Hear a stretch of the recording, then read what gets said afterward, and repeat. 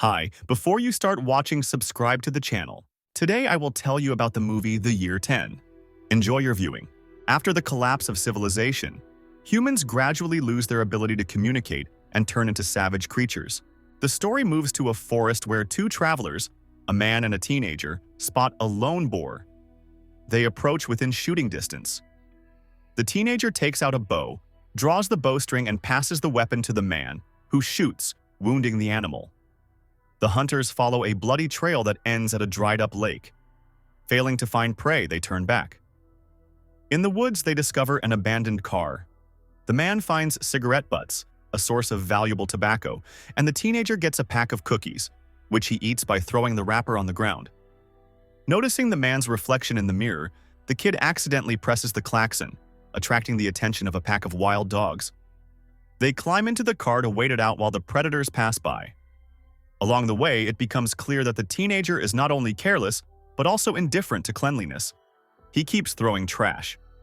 They reach a camouflaged hut in the woods, where they find a sick girl with an inflamed wound on her abdomen. The man filters water, which is only enough for 2 mugs.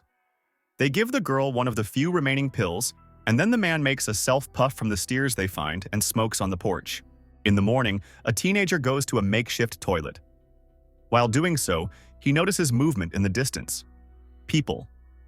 Panicking, he runs back to the hut, where he hides behind the entrance and watches the strangers through the gap. The man wakes up, realizes the situation and starts packing. Grabbing the sick girl, they run out the back door while the strangers search the house. The trio cautiously moves to the toilet, where the man hides the young ones. He then goes to distract the uninvited guests by engaging in hand-to-hand combat. Due to the numerical advantage, the man receives several blows, including a knife wound that becomes fatal for him. The leader of the group orders the area to be combed for valuable property while he examines the bag. The looters take the man's body to use as a supply. As they leave, the leader notices a camouflaged toilet and tries to open the lid, but a teenager and a girl hiding inside hold it from the inside. After the group leaves, the teenager notices yesterday's cookie wrapper, which could be the reason they were tracked down. After putting the girl to bed, he notices that the wound is starting to fester, and the last of the medicine has been taken away by the enemies. The teen contemplates ending her suffering, but hesitates. Wrapping homemade bandages around his legs and grabbing a picture of his father, he goes to the place where he died. There he finds footprints and begins his pursuit. He wanders long and darkly through the desolate landscape, shivering from the cold, until he falls exhausted on the riverbank. Seeing a child nearby, he follows it to an old house. There, having frightened the inhabitants, he takes the necessities, clothes and a jacket, and continues on his way. Spotting footprints, he finds the recent resting place of a group of survivors, where he sees the remains of their meal, a hand and a skull. Disgust makes him cringe, but he resolutely buries his father's skull. Climbing a tree, he looks around and sees smoke. However, slipping, he is injured. A dog barking is heard in the woods. The group discovers the injured man. The teenager crawls to the campfire to fan the flames from a spark. Frightened by the noise, he scares away random campers by taking their tent. Inside are matches, a knife, and a whistle. Hearing the cracking of a branch, he notices a boy who quickly runs away.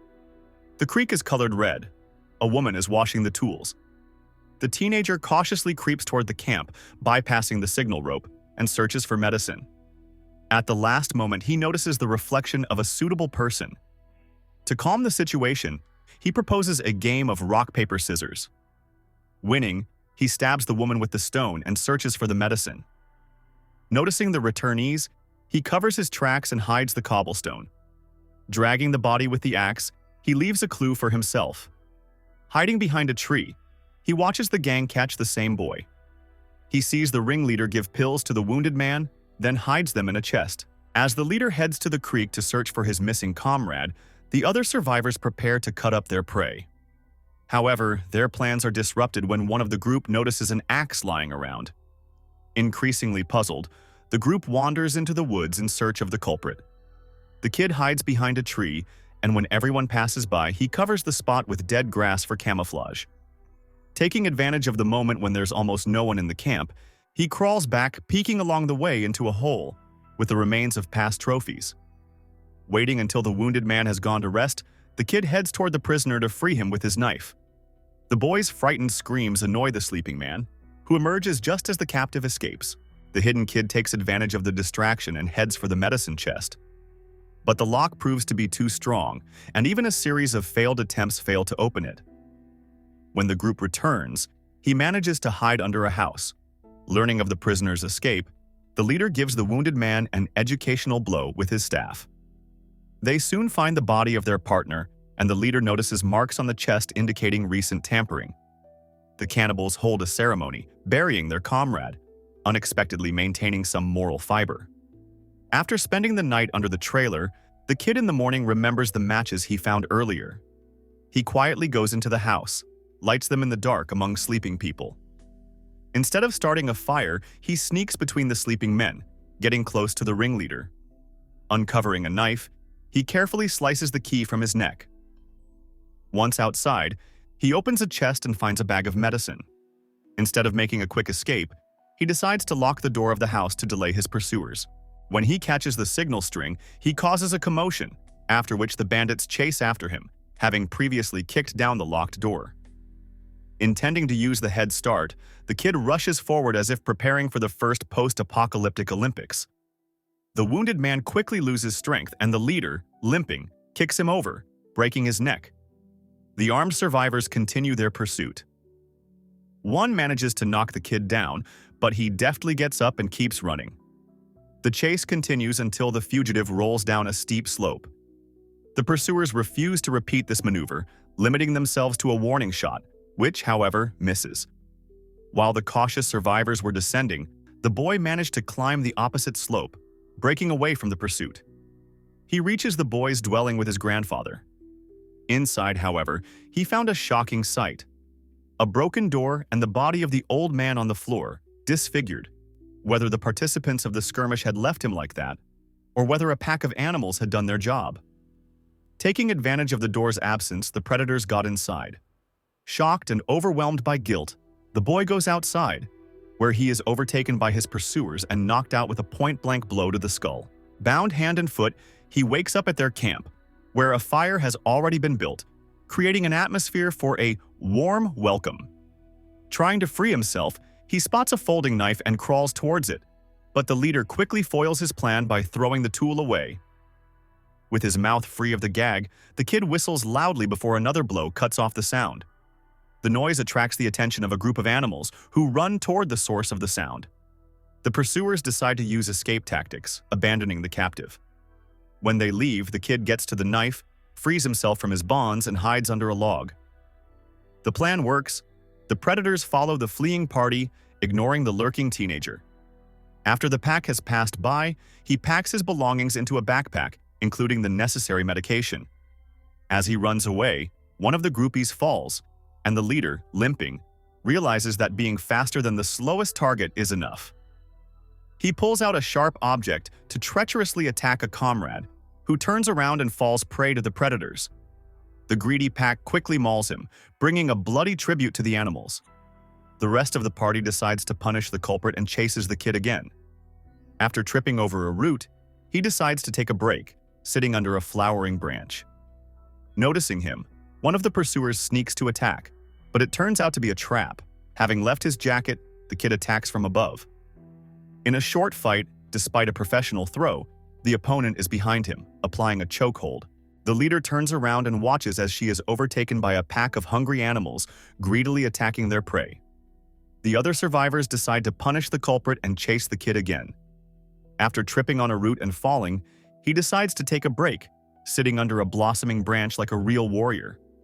Noticing him, one of the pursuers sneaks up to attack, but it turns out to be a trap. Leaving his jacket on, the kid attacks from above. In a short scramble, despite his opponent's professional throw, he ends up behind his back and tries to apply a chokehold. The wandering archer notices his comrade dragging his prey and approaches to help, but it's also a trap. Having changed his clothes, the kid attacks with his own weapon. Having taken the bow, he meets the leader, immediately hitting him with an arrow in the leg. However, he fails to finish the job. The bowstring breaks. Realizing the experience, The wounded leader rises. But the will of chance activates the early change. Barking is heard nearby. The kid turns around and runs away, leaving the lame opponent to his fate. Despite the pain, he tries to escape, but to no avail. Looking for shelter, the kid finds a cartridge and then a well-kept house. On the veranda lies the body of a man with a revolver. Picking up the weapon, he goes inside, where he sees a neat dwelling. There is a machine gun, ammunition, a working plumbing with drinking water, and food supplies. Hearing a noise, he notices the leader sneaking inside. Grabbing an assault rifle, the kid points it at the enemy, but the weapon jams. The leader moves into the melee, easily toppling the enemy. The kid knocks him down, but he piles on top of him, trying to choke him out. At the last moment, pressing on the arrow wound, he pushes off and frees himself. Returning home, the kid leaves several cans of canned food outside the boy's house in case he returns. Upon reaching the cabin, however, he sees that the door is swinging open. Not believing that everything was in vain, the boy sits down sadly on the ground and sobs. At that moment, a girl approaches him from behind and puts her hand on his shoulder. Thanks for watching.